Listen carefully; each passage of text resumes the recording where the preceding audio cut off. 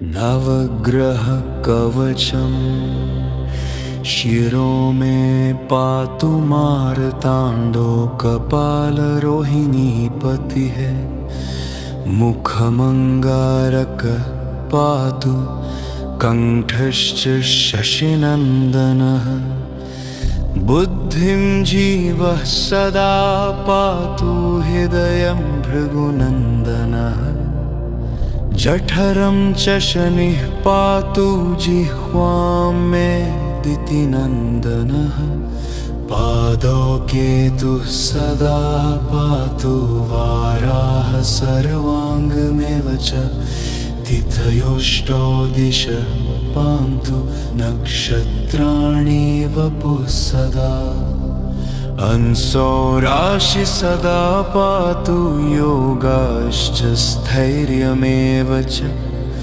गुह्यं लिंगं सदा पान्तु सर्वे ग्रहाः शुभप्रदाः अणिमादीनि सर्वाणि लभते यः पठेत् ध्रुवम् एतां रक्षां पठेद् यस्तु भक्त्या स प्रयतः सुधीः सचिरायुः सुखी पुत्री रणे च विजयी भवेत् अपुत्रो लभते पुत्रं धनार्थी धनमाप्नुयात् दारार्थी लभते भार्यां सुरूपां सुमनोहरम् रोगी रोगात् प्रमुच्येत बद्धो मुच्येत बन्धनात् जले स्थले चान्तरिक्षे कारागारे विशेषतः यः करे धरये नित्यं भयं तस्य न विद्यते ब्रह्महत्या सुरापानं स्तेयं गुर्वङ्गनागमः सर्वपापैः प्रमुच्येत कवचस्य च धारणात् नारी वामभुजे धृत्वा सुखैश्वर्यसमन्विता काकवन्ध्या जन्मवन्ध्या मृतवत्सा च या भवेत् बह्वपत्या जीववत्सा कवचस्य प्रसादतः इति ग्रहयामले उत्तरखण्डे नवग्रह कवचं समाप्तम्। नवग्रह कवचम शिरो में पातु मारतांडो कपाल रोहिणी पति है मुखमंगारक पातु कंठश्च शशिनंदनः बुद्धिं जीवः सदा पातु हृदयं भृगुनंदनः जठरं च शनिः पातु जिह्वां मे दितिनन्दनः पादौ केतुः सदा पातु वाराः सर्वाङ्गमेव च तिथयोष्टौ दिशः पान्तु नक्षत्राणि वपुः सदा अंसो राशि सदा पातु योगाश्च स्थैर्यमेव च गुह्यं लिंगं सदा पान्तु सर्वे ग्रहाः शुभप्रदाः अणिमादीनि सर्वाणि लभते यः पठेत् ध्रुवम् एतां रक्षां पठेद् यस्तु भक्त्या स प्रयतः सुधीः सचिरायुः सुखी पुत्री रणे च विजयी भवेत् अपुत्रो लभते पुत्रं धनार्थी धनमाप्नुयात् दारार्थी लभते भार्यां सुरूपां सुमनोहरम् रोगी रोगात् प्रमुच्येत बद्धो मुच्येत बन्धनात् जले स्थले चान्तरिक्षे कारागारे विशेषतः यः करे धरये नित्यं भयं तस्य न विद्यते। ब्रह्महत्यासुरापानं स्तेयं गुर्वङ्गनागमः सर्वपापैः प्रमुच्येत कवचस्य च धारणात्। नारी वामभुजे धृत्वा सुखैश्वर्यसमन्विता काकवन्ध्या जन्मवन्ध्या मृतवत्सा च या भवेत्। बह्वपत्या जीववत्सा कवचस्य प्रसादतः इति गृहयामले उत्तरखण्डे नवग्रह कवचं समाप्तम्। नवग्रह कवचं शिरो मे पातु मार्ताण्डो कपालरोहिणीपतिः मुखमङ्गारक पातु कण्ठश्च शशिनन्दनः बुद्धिं जीवः सदा पातु हृदयं भृगुनन्दनः जठरं च शनिः पातु जिह्वां मे दितिनन्दनः पादौ केतुः सदा पातु वाराः सर्वाङ्गमेव च तिथयोष्टौ दिशः पान्तु नक्षत्राणि वपुः सदा अंसौ राशि सदा पातु योगाश्च स्थैर्यमेव च गुह्यं लिङ्गं सदा पान्तु सर्वे ग्रहाः शुभप्रदाः अणिमादीनि सर्वाणि लभते यः पठेत् ध्रुवम् एतां रक्षां पठेद् यस्तु भक्त्या स प्रयतः सुधीः सचिरायुः सुखी पुत्री रणे च विजयी भवेत्। अपुत्रो लभते पुत्रं धनार्थी धनमाप्नुयात्। दारार्थी लभते भार्यां सुरूपां सुमनोहरम्। रोगी रोगात् प्रमुच्येत बद्धो मुच्येत बन्धनात्। जले स्थले चान्तरिक्षे कारागारे विशेषतः यः करे धरये नित्यं भयं तस्य न विद्यते। ब्रह्महत्यासुरापानं स्तेयं गुर्वङ्गनागमः सर्वपापैः प्रमुच्येत कवचस्य च धारणात्। नारी वामभुजे धृत्वा सुखैश्वर्यसमन्विता काकवन्ध्या जन्मवन्ध्या मृतवत्सा च या भवेत्। बह्वपत्या जीववत्सा कवचस्य प्रसादतः इति गृहयामले उत्तरखण्डे नवग्रह कवचं समाप्तम्। नवग्रह कवचं शिरो मे पातु मार्ताण्डो कपालरोहिणीपतिः मुखमङ्गारक पातु कण्ठश्च शशिनन्दनः बुद्धिं जीवः सदा पातु हृदयं भृगुनन्दनः जठरं च शनिः पातु जिह्वां मे दितिनन्दनः पादौ केतुः सदा पातु वाराः सर्वाङ्गमेव च तिथयोष्टौ दिशः पान्तु नक्षत्राणि वपुः सदा। अंसौराशि सदा पातु योगाश्च स्थैर्यमेव च। गुह्यं लिङ्गं सदा पान्तु सर्वे ग्रहाः शुभप्रदाः। अणिमादीनि सर्वाणि लभते यः पठेत् ध्रुवम्।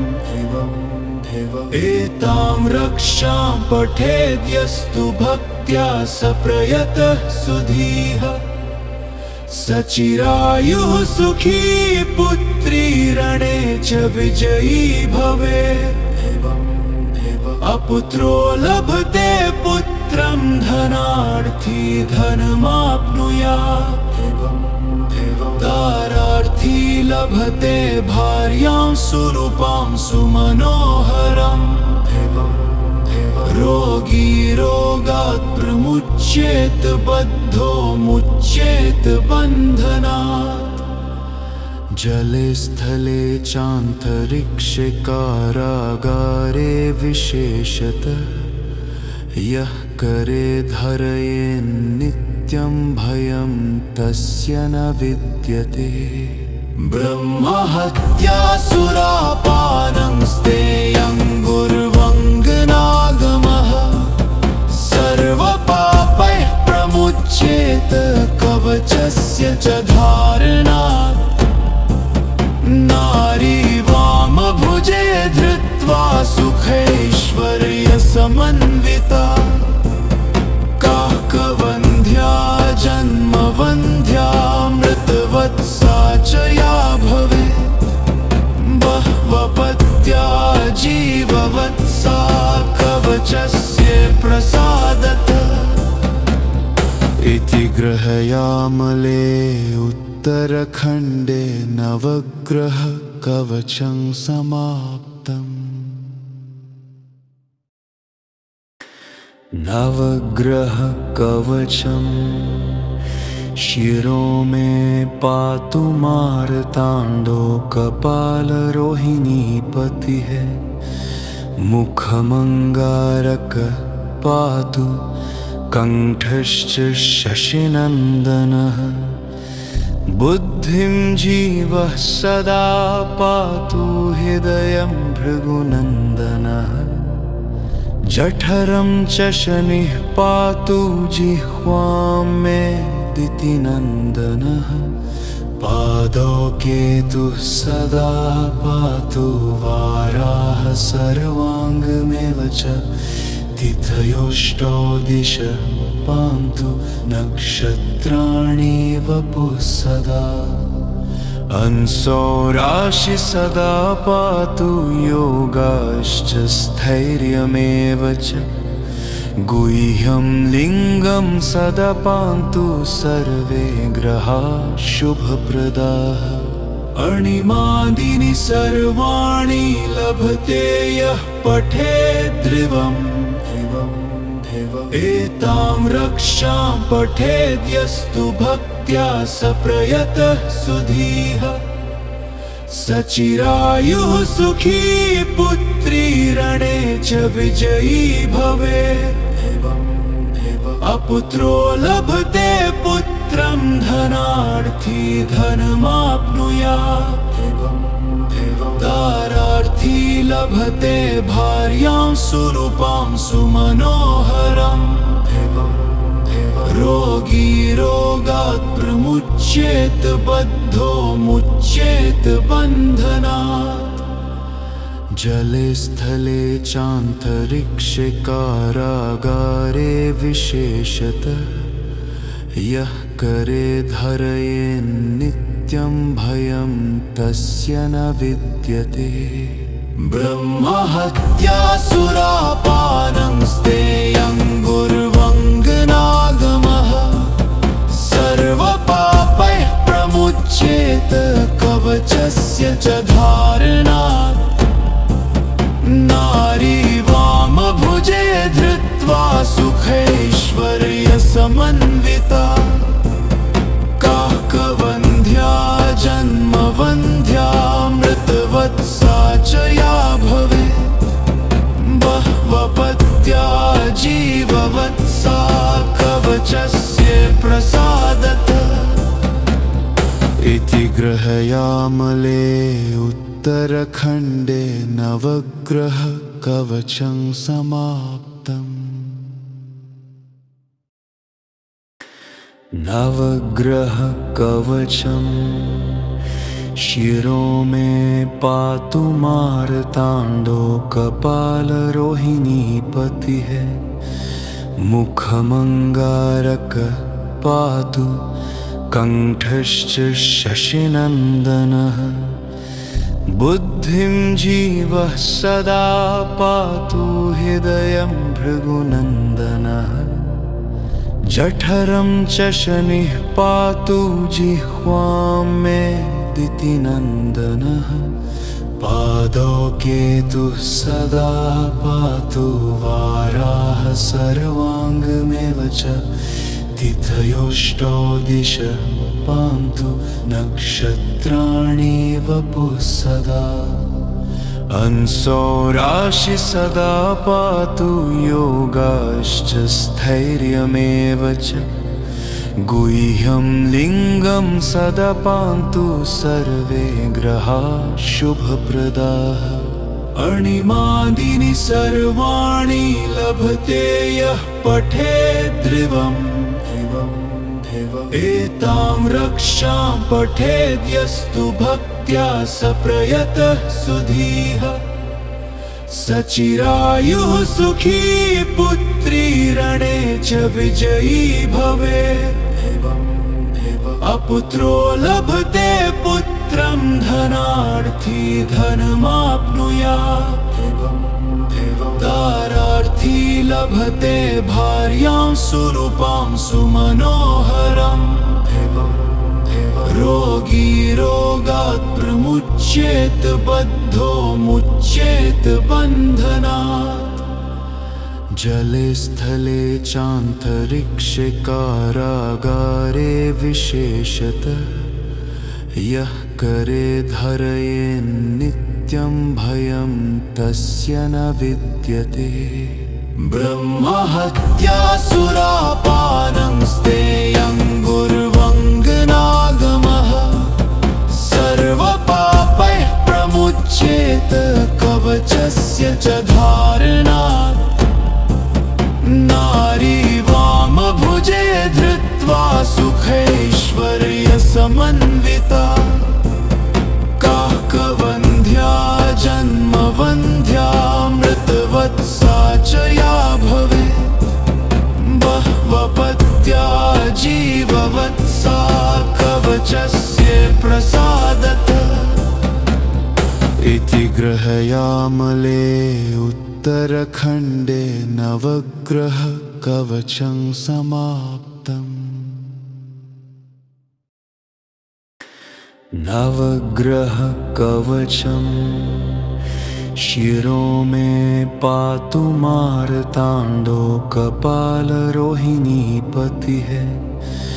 मुखमङ्गारक पातु कण्ठश्च शशिनन्दनः बुद्धिं जीवः सदा पातु हृदयं भृगुनन्दनः जठरं च शनिः पातु जिह्वां मे दितिनन्दनः पादौ केतुः सदा पातु वाराः सर्वाङ्गमेव च तिथयोष्टौ दिशः पान्तु नक्षत्राणि वपुः सदा अंसौ राशि सदा पातु योगाश्च स्थैर्यमेव च गुह्यं लिङ्गं सदा पान्तु सर्वे ग्रहाः शुभप्रदाः अणिमादीनि सर्वाणि लभते यः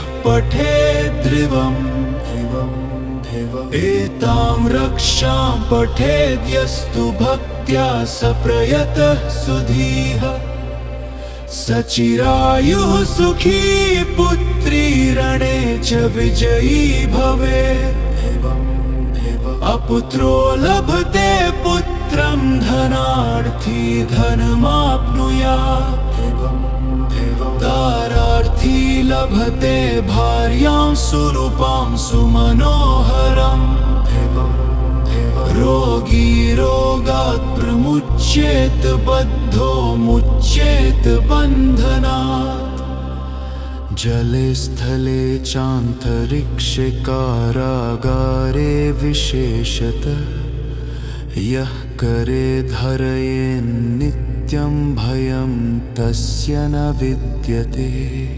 ब्रह्महत्यासुरापानं स्तेयं गुर्वङ्गनागमः सर्वपापैः प्रमुच्येत कवचस्य च धारणात् नारी वामभुजे धृत्वा सुखैश्वर्यसमन्विता काकवन्ध्या जन्मवन्ध्या मृतवत्सा च या भवेत् बह्वपत्या जीववत्सा कवचस्य प्रसादतः इति गृहयामले उत्तरखण्डे नवग्रह कवचं समाप्तम्। नवग्रह कवचं शिरो मे पातु मार्ताण्डो कपालरोहिणीपतिः मुखमङ्गारक पातु कण्ठश्च शशिनन्दनः बुद्धिं जीवः सदा पातु हृदयं भृगुनन्दनः जठरं च शनिः पातु जिह्वां मे दितिनन्दनः पादौ केतुः सदा पातु वाराः सर्वाङ्गमेव च तिथयोष्टौ दिशः पान्तु नक्षत्राणि वपुः सदा अंसो राशि सदा पातु योगाश्च स्थैर्यमेव च गुह्यं लिङ्गं सदा पान्तु सर्वे ग्रहाः शुभप्रदाः अणिमादीनि सर्वाणि लभते यः पठेत् ध्रुवम् एतां रक्षां पठेद् यस्तु भक्त्या स प्रयतः सुधीः सचिरायुः सुखी पुत्री रणे च विजयी भवेत् अपुत्रो लभते पुत्रं धनार्थी धनमाप्नुयात् दारार्थी लभते भार्यां सुरूपां सुमनोहरम् रोगी रोगात् प्रमुच्येत बद्धो मुच्येत बन्धनात् जले स्थले चान्तरिक्षे कारागारे विशेषतः यः करे धरये नित्यं भयं तस्य न विद्यते ब्रह्महत्यासुरापानं स्तेयं गुर्वङ्गनागमः सर्वपापैः प्रमुच्येत कवचस्य च धारणात् नारी वामभुजे धृत्वा सुखैश्वर्यसमन्विता काकवन्ध्या जन्मवन्ध्या मृतवत्सा च या भवेत् बह्वपत्या जीववत्सा कवचस्य प्रसादतः इति गृहयामले उत्तरखण्डे नवग्रह कवचं समाप्तम्। नवग्रह कवचं शिरो मे पातु मार्ताण्डो कपालरोहिणीपतिः मुखमङ्गारक पातु कण्ठश्च शशिनन्दनः बुद्धिं जीवः सदा पातु हृदयं भृगुनन्दनः जठरं च शनिः पातु जिह्वां मे दितिनन्दनः पादौ केतुः सदा पातु वाराः सर्वाङ्गमेव च तिथयोष्टौ दिशः पान्तु नक्षत्राणि वपुः सदा अंसौ राशि सदा पातु योगाश्च स्थैर्यमेव च गुह्यं लिङ्गं सदा पान्तु सर्वे ग्रहाः शुभप्रदाः अणिमादीनि सर्वाणि लभते यः पठेत् ध्रुवम् एतां रक्षां पठेद् यस्तु भक्त्या स प्रयतः सुधीः सचिरायुः सुखी पुत्री रणे च विजयी भवेत् अपुत्रो लभते पुत्रं धनार्थी धनमाप्नुयात् दारार्थी लभते भार्यां सुरूपां सुमनोहरम् रोगी रोगात् प्रमुच्येत बद्धो मुच्येत बन्धनात् जले स्थले चान्तरिक्षे कारागारे विशेषतः यः करे धरये नित्यं भयं तस्य न विद्यते ब्रह्महत्यासुरापानं स्तेयं गुर्वङ्गनागमः सर्वपापैः प्रमुच्येत कवचस्य च धारणात् नारी वामभुजे धृत्वा सुखैश्वर्यसमन्विता काकवन्ध्या जन्मवन्ध्या मृतवत्सा च या भवेत् बह्वपत्या जीववत्सा कवचस्य प्रसादतः इति ग्रहयामले उत्तरखण्डे नवग्रह कवचं समाप्तम् नवग्रह कवचम् शिरो मे पातु मार्ताण्डो कपालरोहिणीपतिः मुखमङ्गारक पातु कण्ठश्च शशिनन्दनः बुद्धिं जीवः सदा पातु हृदयं भृगुनन्दनः जठरं च शनिः पातु जिह्वां मे दितिनन्दनः पादौ केतुः सदा पातु वाराः सर्वाङ्गमेव च तिथयोष्टौ दिशः पान्तु नक्षत्राणि वपुः सदा अंसौ राशि सदा पातु योगाश्च स्थैर्यमेव च गुह्यं लिङ्गं सदा पान्तु सर्वे ग्रहाः शुभप्रदाः अणिमादीनि सर्वाणि लभते यः पठेत् ध्रुवम्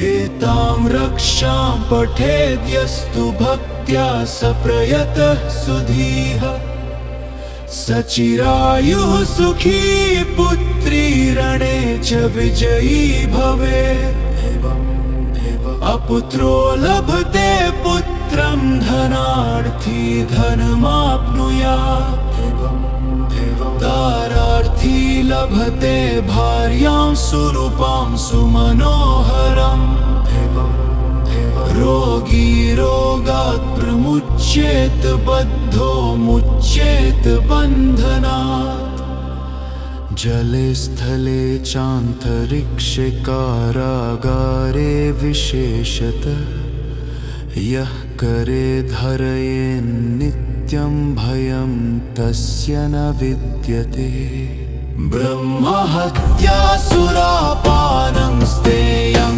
गुर्वङ्गनागमः सर्वपापैः प्रमुच्येत कवचस्य च धारणात्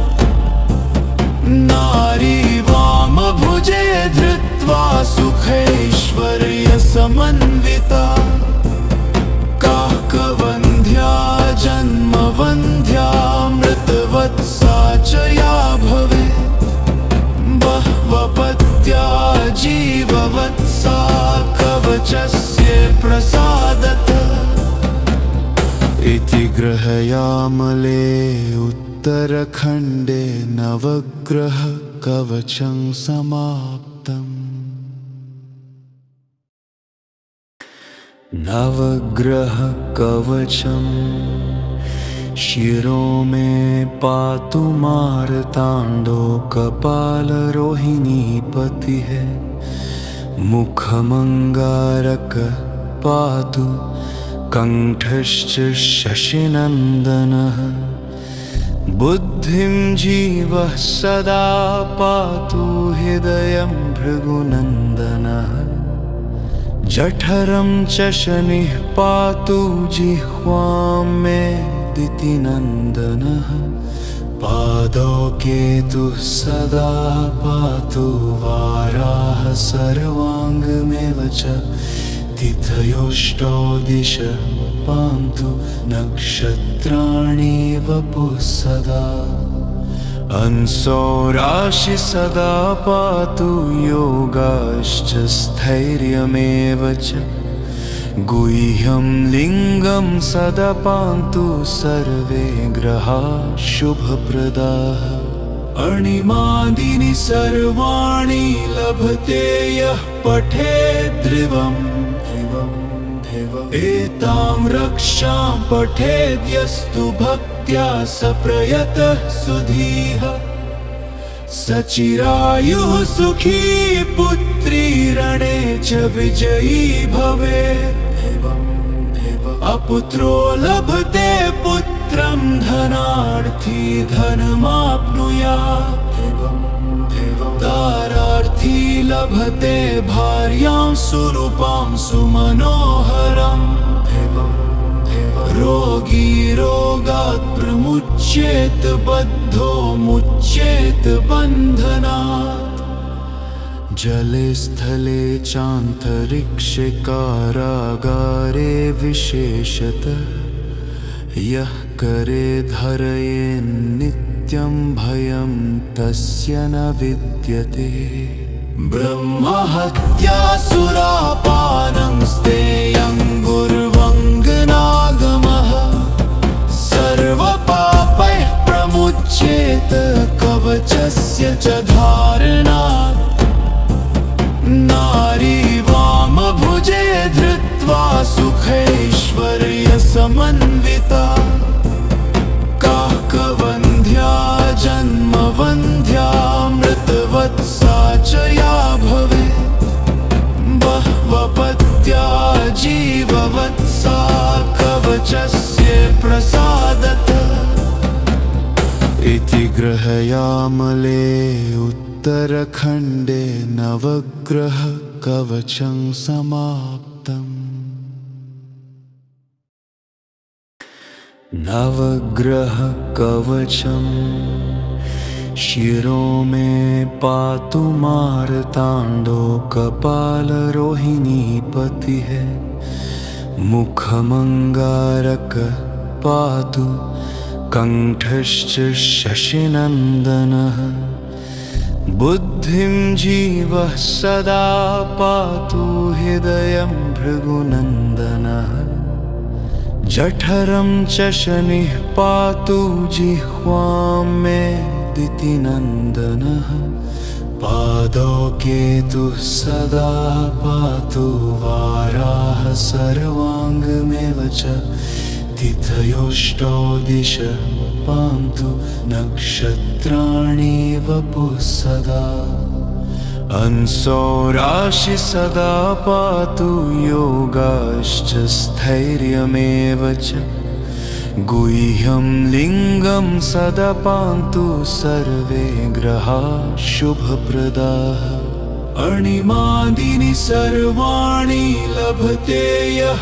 पठेत् ध्रुवम् एतां रक्षां पठेद्यस्तु भक्त्या स प्रयतः सुधीः सचिरायुः सुखी पुत्री रणे च विजयी भवे।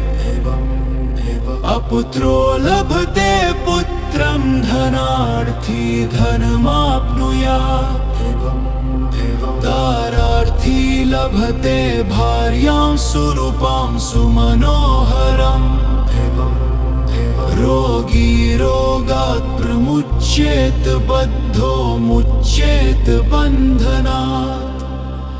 जले स्थले चान्तरिक्षे कारागारे विशेषतः यः करे धरये नित्यं भयं तस्य न विद्यते।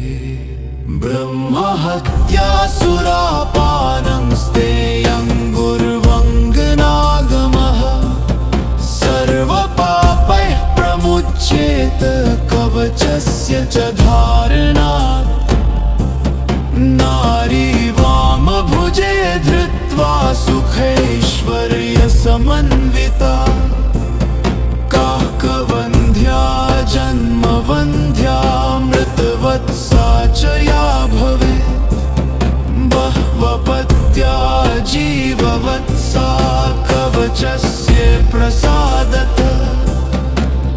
इति गृहयामले उत्तरखण्डे नवग्रह कवचं समाप्तम्। नवग्रह कवचम् शिरो मे पातु मार्ताण्डो कपालरोहिणीपतिः। मुखमङ्गारक पातु कण्ठश्च शशिनन्दनः। बुद्धिं जीवः सदा पातु हृदयं भृगुनन्दनः। जठरं च शनिः पातु जिह्वां मे दितिनन्दनः। पादौ केतुः सदा पातु वाराः सर्वाङ्गमेव च। तिथयोष्टौ दिशः पान्तु नक्षत्राणि वपुः सदा। अंसौ राशि सदा पातु योगाश्च स्थैर्यमेव च।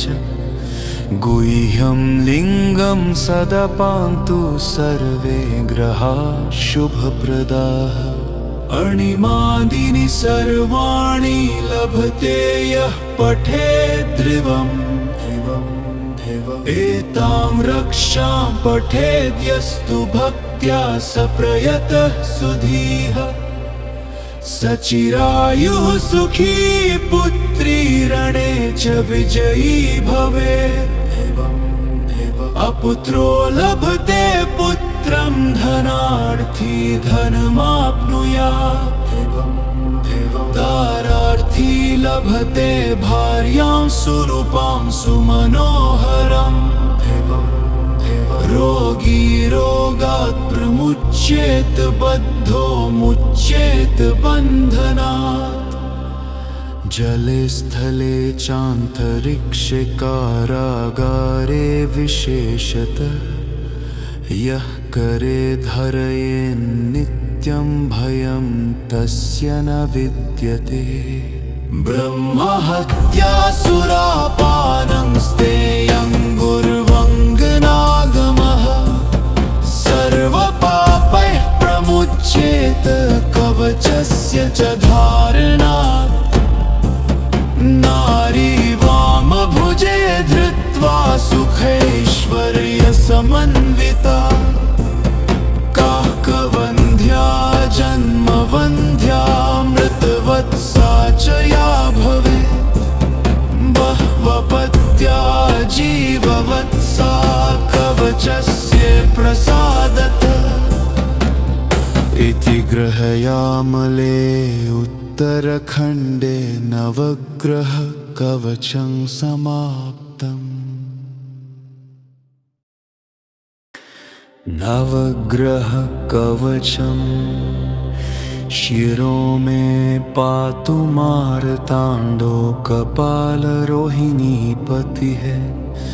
मुखमङ्गारक पातु कण्ठश्च शशिनन्दनः बुद्धिं जीवः सदा पातु हृदयं भृगुनन्दनः जठरं च शनिः पातु जिह्वां मे दितिनन्दनः पादौ केतुः सदा पातु वाराः सर्वाङ्गमेव च तिथयोष्टौ दिशः पान्तु नक्षत्राणि वपुः सदा अंसौ राशि सदा पातु योगाश्च स्थैर्यमेव च गुह्यं लिङ्गं सदा पान्तु सर्वे ग्रहाः शुभप्रदाः अणिमादीनि सर्वाणि लभते यः पठेत् ध्रुवम् एतां रक्षां पठेद् यस्तु भक्त्या स प्रयतः सुधीः सचिरायुः सुखी पुत्री रणे च विजयी भवेत् अपुत्रो लभते पुत्रं धनार्थी धनमाप्नुयात् दारार्थी लभते भार्यां सुरूपां सुमनोहरम् रोगी रोगात् प्रमुच्येत बद्धो मुच्येत बन्धनात् जले स्थले चान्तरिक्षे कारागारे विशेषतः यः करे धरये नित्यं भयं तस्य न विद्यते ब्रह्महत्या सुरापानं स्तेयं गुर्वङ्गनागमः सर्वपापैः प्रमुच्येत कवचस्य च धारणात् नारी वामभुजे धृत्वा सुखैश्वर्यसमन्विता काकवन्ध्या जन्मवन्ध्या मृतवत्सा च या भवेत् बह्वपत्या जीववत्सा कवचस्य प्रसादतः इति ग्रहयामले उत्तरखण्डे नवग्रह कवचं समाप्तम् नवग्रह कवचं शिरो मे पातु मार्ताण्डो कपालरोहिणीपतिः मुखमङ्गारक पातु कण्ठश्च शशिनन्दनः बुद्धिं जीवः सदा पातु हृदयं भृगुनन्दनः जठरं च शनिः पातु जिह्वां मे दितिनन्दनः पादौ केतुः सदा पातु वाराः सर्वाङ्गमेव च तिथयोष्टौ दिशः पान्तु नक्षत्राणि वपुः सदा अंसौ राशि सदा पातु योगाश्च स्थैर्यमेव च गुह्यं लिङ्गं सदा पान्तु सर्वे ग्रहाः शुभप्रदाः अणिमादीनि सर्वाणि लभते यः पठेत् ध्रुवम्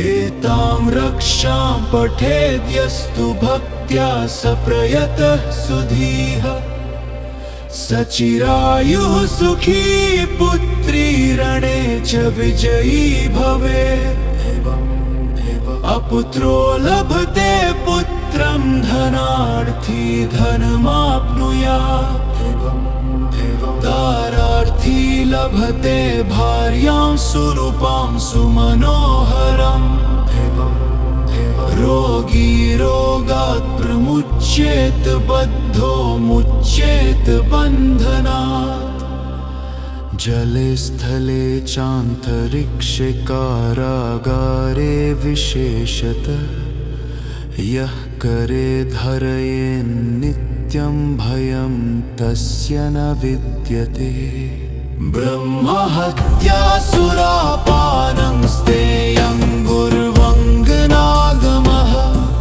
सर्वपापैः प्रमुच्येत कवचस्य च धारणात्। नारी वामभुजे धृत्वा सुखैश्वर्यसमन्विता काकवन्ध्या जन्मवन्ध्या मृतवत्सा च या भवेत्।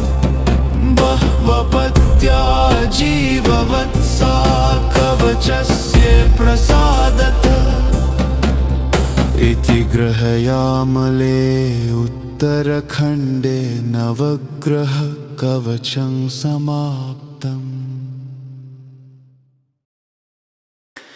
नवग्रह कवचम् शिरो मे पातु मार्ताण्डो कपालरोहिणीपतिः।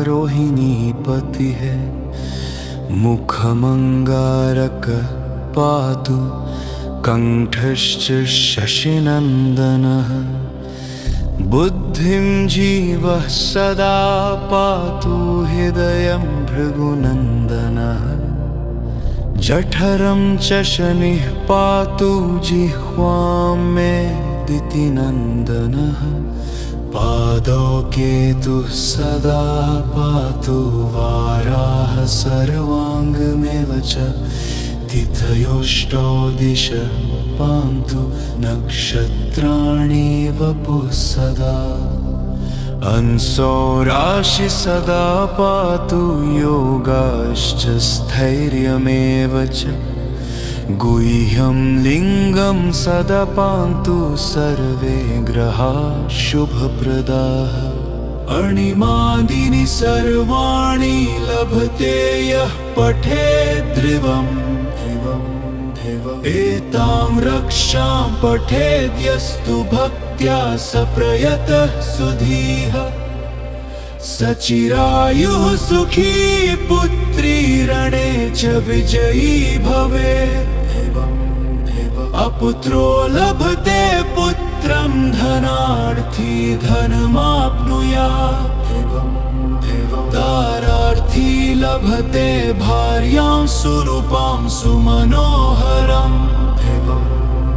रोगी रोगात् प्रमुच्येत बद्धो मुच्येत बन्धनात्। जले स्थले चान्तरिक्षे कारागारे विशेषतः यः करे धरये नित्यं भयं तस्य न विद्यते। ब्रह्महत्यासुरापानं स्तेयं गुर्वङ्गनागमः।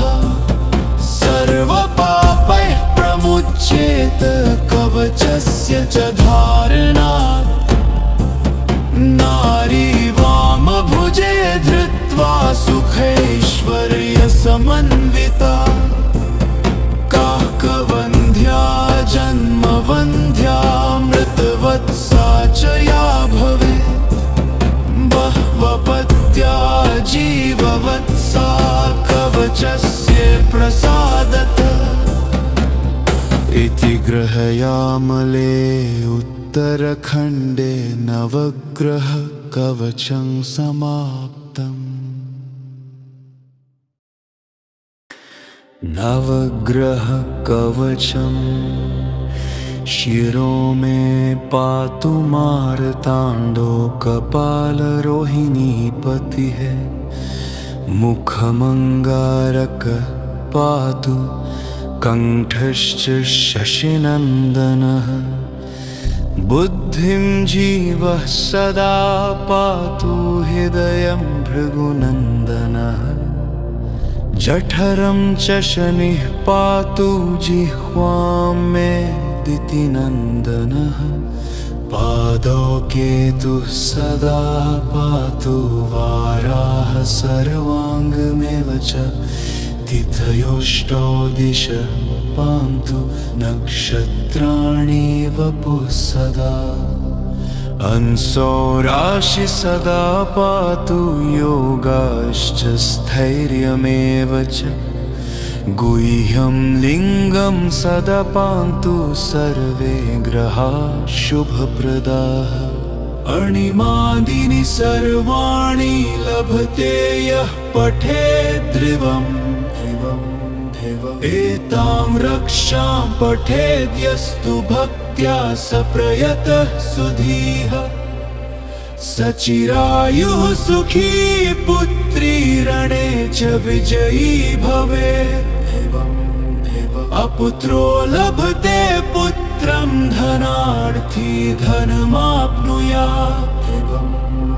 दारार्थी लभते भार्यां सुरूपां सुमनोहरम्। रोगी रोगात् प्रमुच्येत बद्धो मुच्येत बन्धनात्। जले स्थले चान्तरिक्षे कारागारे विशेषतः यः करे धरये नित्यं भयं तस्य न विद्यते। ब्रह्महत्यासुरापानं स्तेयं गुर्वङ्गनागमः। सर्वपापैः प्रमुच्येत कवचस्य च धारणात्।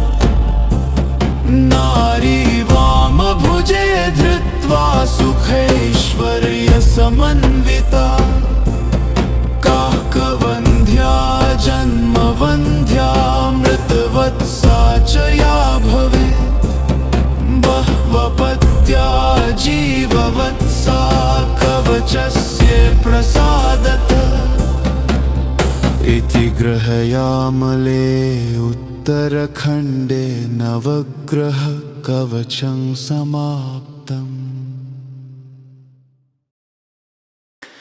नवग्रह कवचम् शिरो मे पातु मार्ताण्डो कपालरोहिणीपतिः। मुखमङ्गारक पातु कण्ठश्च शशिनन्दनः। बुद्धिं जीवः सदा पातु हृदयं भृगुनन्दनः। जठरं च शनिः पातु जिह्वां मे दितिनन्दनः। पादौ केतुः सदा पातु वाराः सर्वाङ्गमेव च। तिथयोष्टौ दिशः पान्तु नक्षत्राणि वपुः सदा। अंसौ राशि सदा पातु योगाश्च स्थैर्यमेव च। गुह्यं लिङ्गं सदा पान्तु सर्वे ग्रहाः शुभप्रदाः। अणिमादीनि सर्वाणि लभते यः पठेत् ध्रुवम्। एतां रक्षां पठेद् यस्तु भक्त्या स प्रयतः सुधीः। सचिरायुः सुखी पुत्री रणे च विजयी भवेत्। अपुत्रो लभते पुत्रं धनार्थी धनमाप्नुयात्। दारार्थी लभते भार्यां सुरूपां सुमनोहरम्। रोगी रोगात् प्रमुच्येत बद्धो मुच्येत बन्धनात्। जले स्थले चान्तरिक्षे कारागारे विशेषतः यः करे धरये नित्यं भयं तस्य न विद्यते। ब्रह्महत्यासुरापानं स्तेयं गुर्वङ्गनागमः। सर्वपापैः प्रमुच्येत कवचस्य च धारणात्। नारी वामभुजे धृत्वा सुखैश्वर्यसमन्विता। काकवन्ध्या जन्मवन्ध्या मृतवत्सा च या भवेत्। बह्वपत्या जीववत्सा कवचस्य प्रसादतः। इति गृहयामले उत्तरखण्डे नवग्रह कवचं समाप्तम्। नवग्रह कवचं शिरो में पातु मार्ताण्डो कपालरोहिणीपतिः। मुखमङ्गारक पातु कण्ठश्च शशिनन्दनः। बुद्धिं जीवः सदा पातु हृदयं भृगुनन्दनः। जठरं च शनिः पातु जिह्वां मे दितिनन्दनः। पादौ केतुः सदा पातु वाराः सर्वाङ्गमेव च। तिथयोष्टौ दिशः पान्तु नक्षत्राणि वपुः सदा। अंसौ राशि सदा पातु योगाश्च स्थैर्यमेव च। गुह्यं लिङ्गं सदा पान्तु सर्वे ग्रहाः शुभप्रदाः। अणिमादीनि सर्वाणि लभते यः पठेत् ध्रुवम्। एतां रक्षां पठेद्यस्तु भक्त्या स प्रयतः सुधीः। सचिरायुः सुखी पुत्री रणे च विजयी भवेत्। अपुत्रो लभते पुत्रं धनार्थी धनमाप्नुयात्। दारार्थी लभते भार्यां सुरूपां सुमनोहरम्। रोगी रोगात् प्रमुच्येत बद्धो मुच्येत बन्धनात्। जले स्थले चान्तरिक्षे कारागारे विशेषतः। यः करे धरये नित्यं भयं तस्य न विद्यते। ब्रह्महत्या सुरापानं स्तेयं गुर्वङ्गनागमः। सर्वपापैः प्रमुच्येत कवचस्य च धारणात्। नारी वामभुजे धृत्वा सुखैश्वर्यसमन्विता। काकवन्ध्या जन्मवन्ध्या मृतवत्सा च या भवेत्। बह्वपत्या जीववत्सा कवचस्य प्रसादतः। इति ग्रहयामले उत्तरखण्डे नवग्रह कवचं समाप्तम्। नवग्रह कवचं शिरो में पातु मार्ताण्डो कपालरोहिणीपतिः। मुखमङ्गारक पातु कण्ठश्च शशिनन्दनः। बुद्धिं जीवः सदा पातु हृदयं भृगुनन्दनः। जठरं च शनिः पातु जिह्वां मे दितिनन्दनः। पादौ केतुः सदा पातु वाराः सर्वाङ्गमेव च। तिथयोष्टौ दिशः पान्तु नक्षत्राणि वपुः सदा। अंसौ राशि सदा पातु योगाश्च स्थैर्यमेव च। गुह्यं लिङ्गं सदा पान्तु सर्वे ग्रहाः शुभप्रदाः। अणिमादीनि सर्वाणि लभते यः पठेत् ध्रुवम्। एतां रक्षां पठेद्यस्तु भक्त्या स प्रयतः सुधीः। सचिरायुः सुखी पुत्री रणे च विजयी भवेत्। अपुत्रो लभते पुत्रं धनार्थी धनमाप्नुयात्। दारार्थी लभते भार्यां सुरूपां सुमनोहरम्। रोगी रोगात् प्रमुच्येत बद्धो मुच्येत बन्धनात् जले स्थले चान्तरिक्षे कारागारे विशेषतः यः करे धरये नित्यं भयं तस्य न विद्यते ब्रह्महत्यासुरापानं स्तेयं गुर्वङ्गनागमः सर्वपापैः प्रमुच्येत कवचस्य च धारणात् नारी वामभुजे धृत्वा सुखैश्वर्यसमन्विता काकवन्ध्या जन्मवन्ध्या मृतवत्सा च या भवेत् बह्वपत्या जीववत्सा कवचस्य प्रसादतः इति गृहयामले उत्तरखण्डे नवग्रह कवचं समाप्तम्। नवग्रह कवचं शिरो मे पातु मार्ताण्डो कपालरोहिणीपतिः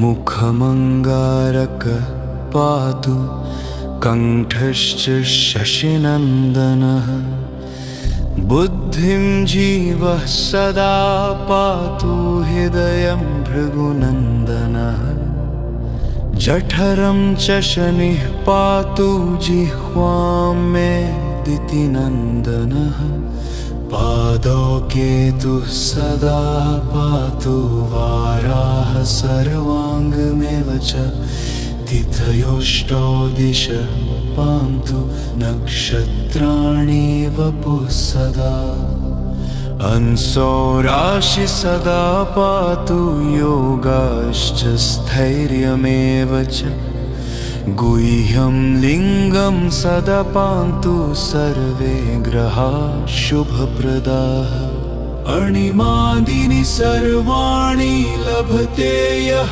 पठेत् ध्रुवम् एतां रक्षां पठेद्यस्तु भक्त्या स प्रयतः सुधीः सचिरायुः सुखी पुत्री रणे च विजयी भवेत् अपुत्रो लभते पुत्रं धनार्थी धनमाप्नुयात् दारार्थी लभते भार्यां सुरूपां सुमनोहरम् रोगी रोगात् प्रमुच्येत बद्धो मुच्येत बन्धनात् जले स्थले चान्तरिक्षे कारागारे विशेषतः यः करे धरये नित्यं भयं तस्य न विद्यते ब्रह्महत्यासुरापानं स्तेयं गुर्वङ्गनागमः सर्वपापैः प्रमुच्येत कवचस्य च धारणात् नारी वामभुजे धृत्वा सुखैश्वर्यसमन्विता काकवन्ध्या जन्मवन्ध्या मृतवत्सा च या भवेत् बह्वपत्या जीववत्सा कवचस्य प्रसादतः इति गृहयामले उत्तरखण्डे नवग्रह कवचं समाप्तम्।